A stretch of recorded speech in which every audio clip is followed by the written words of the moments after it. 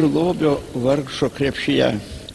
Ir daug žėruoja iš dausų, nakties bedugniai šviesu, bet tik gyviems nuo jų šviesu. Jūs ir tada, kai mes mitingos sąjūdžio dalyvaudom kartu, kaip tada tos šviesos visai daug matėm. Ir tiek niekad nemačiau, kad jūs apie tamsą kalbėtumėte, visuomet kalbėti apie šviesą. Duok Dieve, kad tas šviesus optimizmas būtų charakteringas bruožas jūsų būties ir gyvenimo.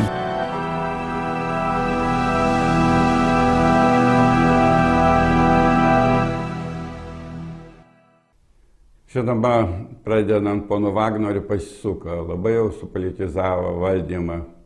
Iki tol buvo pirmoji vyriausybė, sakyčiau, niekas nekreipė, kokios to, gal ne pakraipos, visi buvo pakraipos už nepriklausomą Lietuvą. Tačiau nekreipė į tą, ar tu tokioj partijai dalyvauji. Daugiau kompetencija žmogus. Tai buvo ieškoma, kad žmonės galėtų spręsti ir padaryti. Ir ponia Prunskienė taip ir davė visiems, sakė, jūs esate tie, reiškia, vairininkai savo srityse ir prašom vadovauti, kaip yra į bendrus globalinius. O vėliau prasidėjo tie nepaprastai politiniai tie dalykai, kad tą reikia paskirti darbą, tą reikia priimti, tam kažkokias nuolaidas daryti.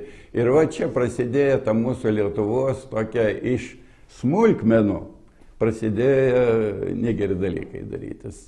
Aš manyčiau, kad vyriausybė turėtų dirbti tik kompetentingi, nebijant atsakomybės ir, žinoma, labai norintis ne savo partijai padaryti, ne savo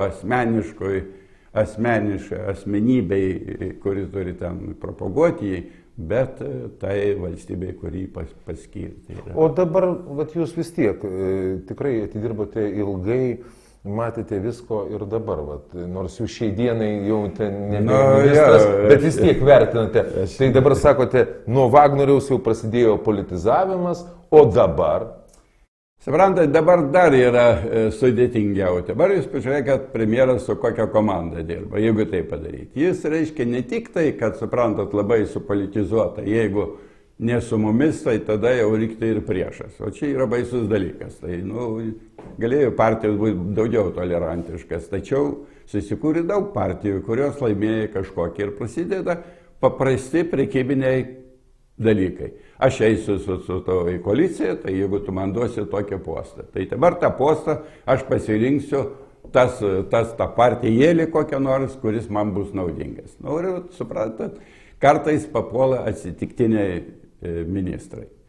Ir niekur negali dingti, čia net ponas Kubilius nieko negali padaryti. Kita vertus yra dar viena bėda. Aš nežinau, kaip gali spėti ministras dirbti trijose vietose. Visi jie Seimo nariai, dauguma. Sėdi Seime. Tai kas tada tai ministerijai vadovauja? Tik ministerija tai didelis, sakyčiau, ūkis arba didelis rytis, ar kaip ją pavadinti, ją reikia žinoti. Jeigu ministras nori, tai viską turi žinoti, viską daryti. Tai aš suprantu, ant kiek negabus gal būtų vadovai, bet vis tiek tai yra du krūviai. Kita vertus, dar jie kai kurie turi ir partijos vedlių. Tai aš jau trijose vietose dirba. Ir čia prasideda dar kiti negeri, kada yra tokios partijos daug, šiuo momentu ministrų iš skirtingų partijų, kiekviena partija bando per ministeriją sukurti savo įvaizdį, jau nekalba apie kitus dalykus, įvaizdį, kad jis kažkaip tai padaryti. Ir prasideda ministrų toks, sakyčiau, arba vadovo dabartinių norėjimas greitai parodyti kažką tai tokio veiksmingo. Tai neturi ilgalaikių programų, kurios sakytumėm kažką tai reikia padaryti. Kaip taisyklė, kada ateina naujas ministras ir jie dažnai keičiasi dabar, tai kas buvo sena, viską kažkaip stengiasi paneigti arba pamenkinti. Tai po to, reiškia, kuriamas, reiškia, tie greiti kažkokie įvaizdžiai reikalingi projektai. Tai ar ten kažkokį teatrą reikia atidaryti, ar kažkokį spektaklį, ar ten, sakytumėm, kažkokį ten paleisti liniją, ar ką nors, tai viskas tas gyventojams efektyvų, gražiai per televiziją rūdosi, bet ministras tai turi įsigilinti visą savo visumą tos srities ir jis už tą visumą turi atsakyti. O čia, kada, kaip ten barbė, bet aš manyčiau, kad reikėtų panaikyti, kaip tai gali būti ministrai vienu kartu ir politikas, ir jis juk stambus ūkinis vadovas. Ja, čia, kaip sako, tai patraliai 9 mamos vaikas be galvos. Galbūt taip. Jūs pradėjote nuo pirmosios vyriausybės ir baigėte dirbti jau 12-oje, turbūt taip reikėtų, ar Algirdo Brazausko, o pagal gal Pakso 11-oje vyriausybėje. Kaip apibūdintumėt vadovavimo ir žmogiškų santykių vyriausybių kabinete kaitą nuo pirmosios iki paskutiniosios jūsų kadencijos? Aš baigiau 7-oji vyriausybė, tai buvo ponas Stankevičiaus vyriausybė ir žinoma skirtingas vyriausybės. Jeigu pirma vyriausybė buvo, mes viens kitiems jau norėdavom padėti, viens kitą konsultuodavom, nebuvo jokių piktumų, nebuvo, suprantat, kad vienas, kad ir tokio įtampo pasisakydavo, ne šventi visi tai būdavo, bet visi suprasdavo, kad tas laikotarpis labai atsakingas Lietuvai, kad reikia padaryti geriausiai.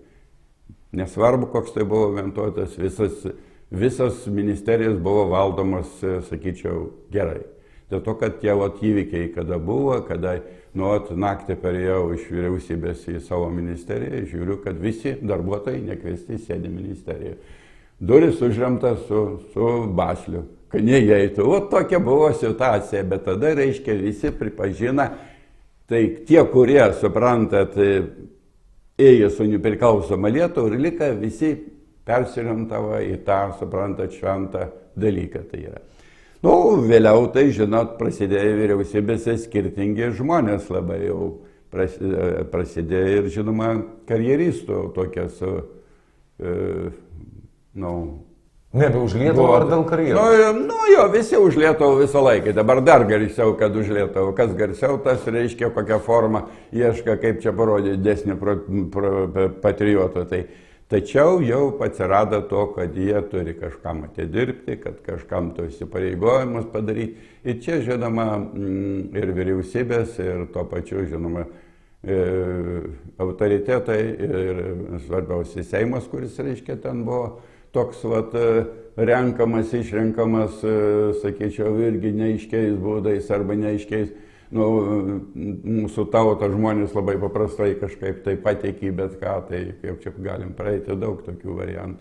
Ir Šostauską, ir kitus, daug čia išvardinti, arba kad ir Valinska tas šou.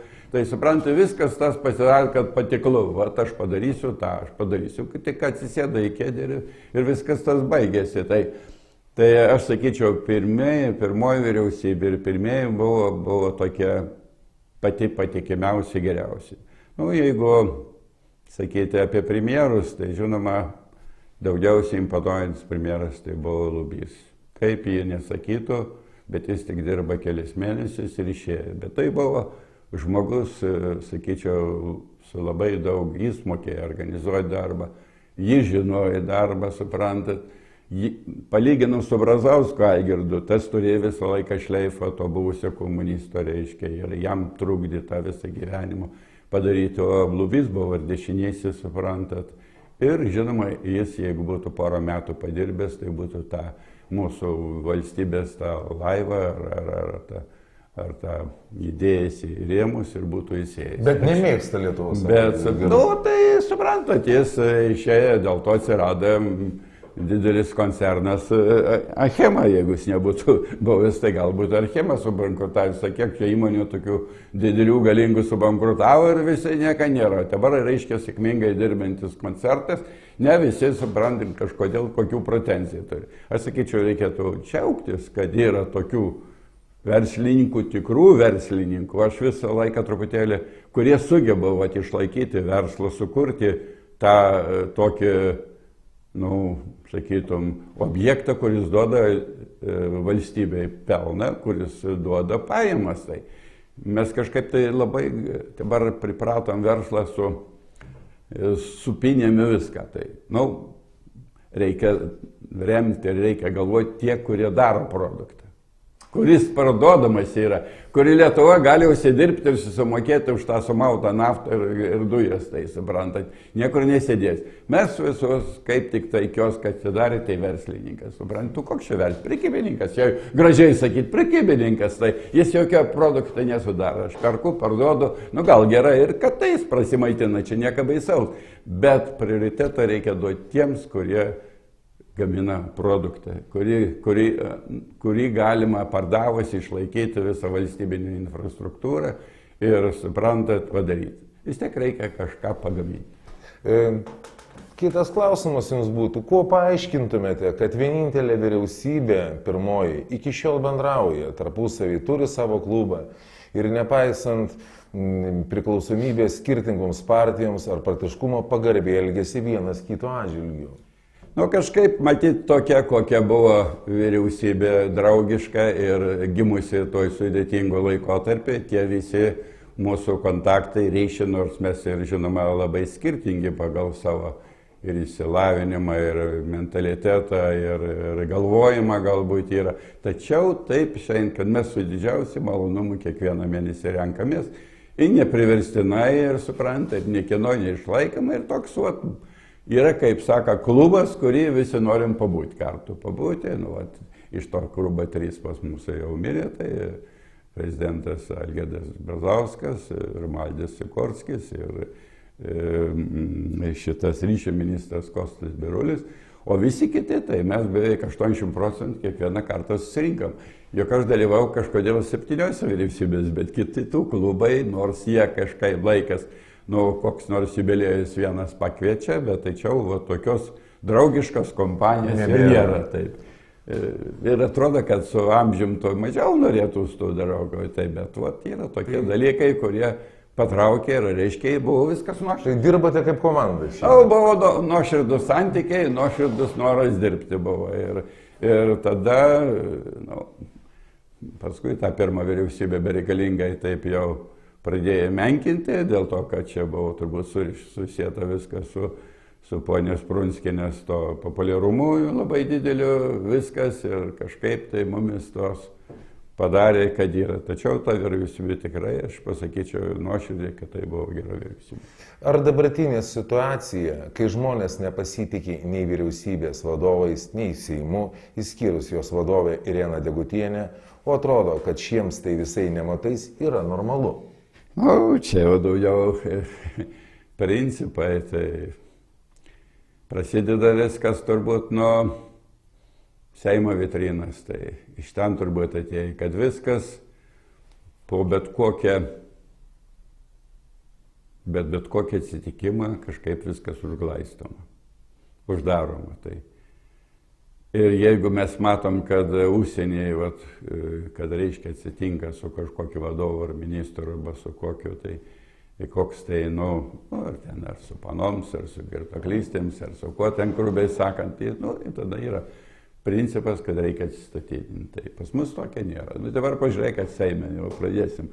Kas ten vaikščiojo? Vienas vaikščiojo su jumis, nesenai rodė čia su operatoriais, už vedėją paturmiškės, kas ten kur eina, tai vis tiek Seimo narys turėtų spręsti, kad tokių reikalų nebūti ten šau kažkoks vedėjai. Bet matai, kiekvienam reikalinga, kad jis matytų žmonės ir kad jis yra geresnis už kitus. Bet tai čia toks yra dirbtinas. Arba pana Žilinską situacija, arba ten naujam to Seimo narį, kuri įčiut iš kalėjimo atėjo į vidų. Tai kaip gali žmonės jos mylėti ir kaip jos, kad tas būtų reitingas jų didelis, dėl to, kad jie patys neprincipingi tai yra. Nu, paskui su to pačiu viskas sukasi ir į apačią, vyriausybė tai yra pavaldi Seimui, pavaldi prezidentai, tai reiškia. Tai ir ten tada atleisti, kai buvo su panu Kreiviu, ten tokias nesąmonės viskas buvo. Ir dabar ten tai su visais, jeigu ministrai visi kur tai po truputėlį pakabinti yra. Tai tautai reikia, kad jos gerbtų, tai turėti visuomet aišku ir tikrą atsakymą. Ačiū labai, geras ministrė, ačiū Jums.